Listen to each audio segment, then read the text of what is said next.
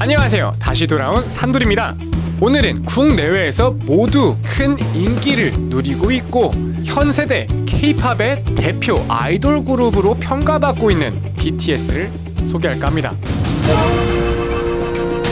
제가 2014년도에 방탄소년단의 단독 콘서트를 촬영한 적이 있었는데요. 그때 방탄소년단을 보면서 처음엔 뭐 별 관심은 없었습니다. 그때가 콘서트 이름이 블루프루프였나 뭐 그랬을 거예요. 빨간색 포스터에 그랬었는데 그때 뭐 방탄소년단 연습도 열심히 하고 잘하네 이런 생각을 갖고 있다가 한 노래에 꽂혀가지고 아미가 되었습니다. 그게 그 당시 콘서트 할 때 정식 발매한 곡은 아니지만 길이란 노래를 불렀어요. 그걸 들으면서 괜히 눈물 나가지고 촬영하다 말고 열심히 듣다가 혼났는데요. 다른 길을 택했다면 멈췄어 뒤돌아봤다면 난 달라졌을까.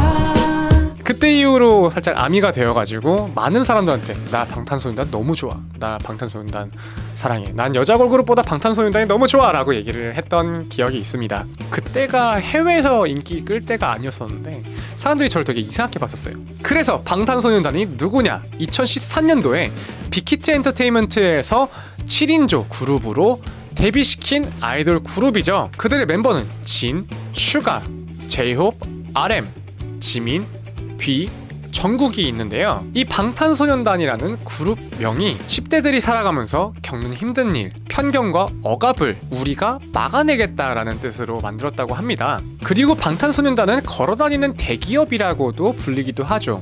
왜? 다이너마이트란 노래로 활동할 당시에 빌보드 핫 100에서 1위를 달성함으로써 대한민국에 가져다주는 경제효과는 최소 1조 7천억 원이라고 합니다. 그러면 1조 7천억 원이면 제가 평생 매년 20억씩 써도 문제가 없는 돈이네요. 하여튼 어떻게 방탄소년단이 만들어졌느냐? 2013년 6월 13일에 싱글 앨범 Too Cool for School 이라는 앨범으로 데뷔를 했습니다. 알았어 엄마 지금 독서실 간다니까.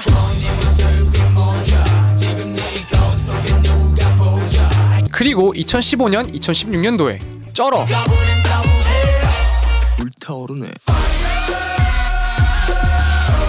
그리고 피땀 눈물로 팬덤이 크게 형성되었고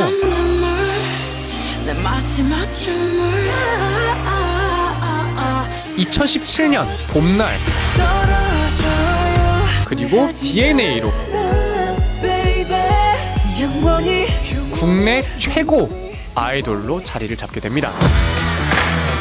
그리고 BTS의 수상 경력을 빼면 안 되죠. 제62회 그래미 어워즈에서 한국 가수 최초로 공연을 펼치면서 빌보드 뮤직 어워즈와 아메리칸 뮤직 어워즈 그리고 그래미 어워즈까지 미국 3대 음악 시상식을 석권하는 신기록을 세우기도 했습니다. 방탄소년단은 2015년 5월 5일 I Need You로 음악방송에서 1위를 달성한 후 2021년 3월 5일 기준으로 음악방송 통산 131회 1위, 지상파 방송 통산 100회 1위라는 기록을 보유하고 있습니다.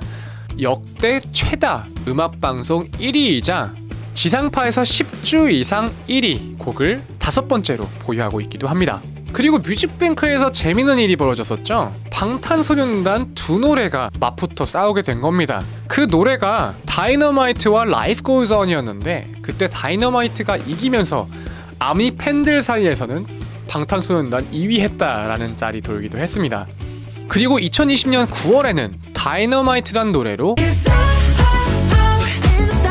한국인 최초로 빌보드 핫 100 1위를 달성을 했고 최초로 그래미 어워즈에 노미네이트가 되었으며 2020년 11월에는 비와 Life Goes On이란 노래로 빌보드 주요 차트 1위를 동시에 석권을 했습니다.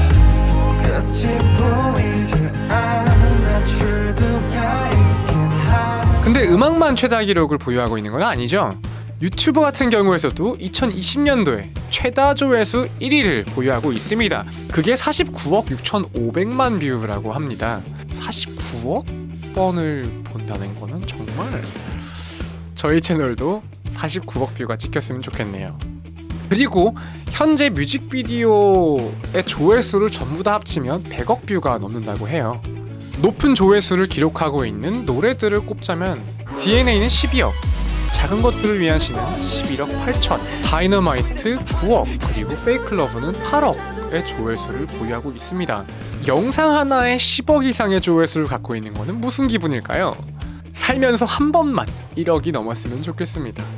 자, 그리고 방탄TV 유튜브 채널이 1000만 구독자가 넘어서면서 다이아몬드 크리에이터 어워즈에서 K-POP 보이그룹 최초로 다이아 버튼을 받았기도 합니다. 자, 근데 이런 다이아 버튼을 받았던 이유는 저도 조금 기여를 했다 정도, 그리고 많은 사람들이 다 같이 기여를 했기 때문에 방탄소년단이 이만큼 클 수 있었던 거 자랑스럽게 여기셔도 될 것 같습니다.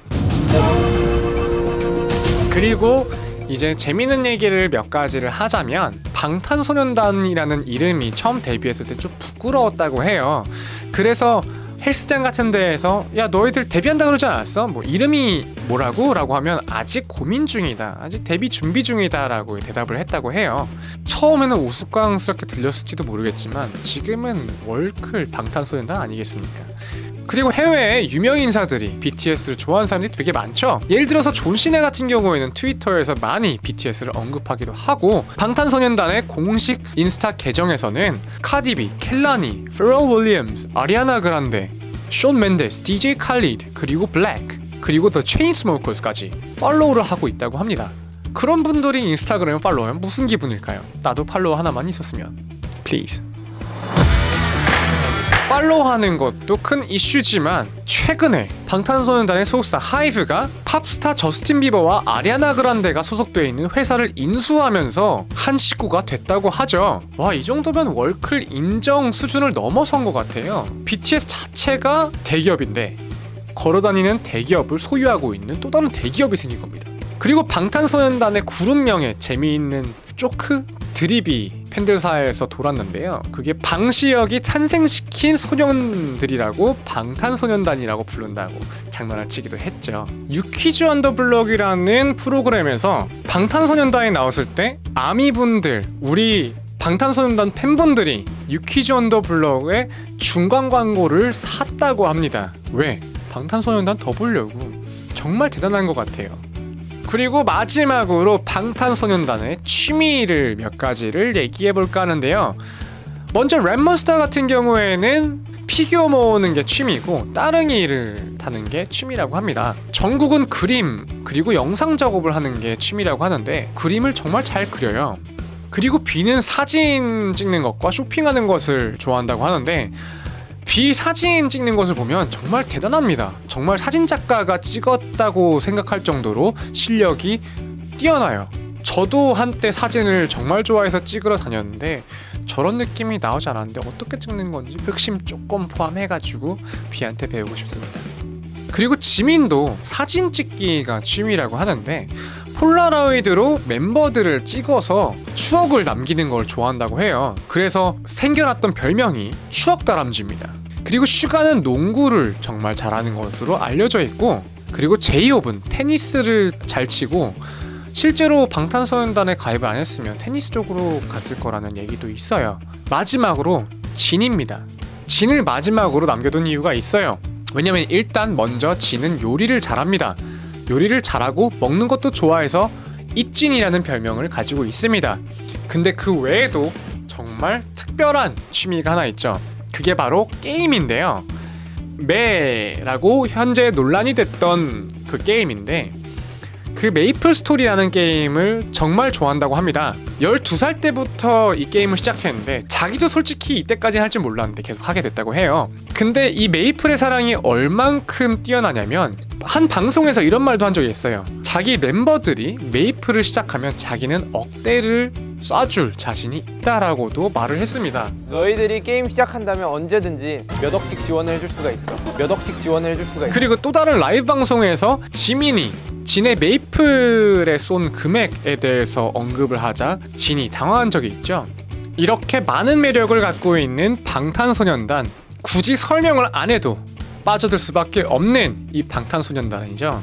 계속 방탄소년단도 꾸준한 활동을 하고 아미분들도 계속 꾸준히 사랑해주시면 더 좋은 작품들로 보답하지 않을까 싶습니다. 구독과 좋아요의 힘으로 더욱 좋은 영상으로 보답하겠습니다. 이상 산돌이었습니다. 감사합니다.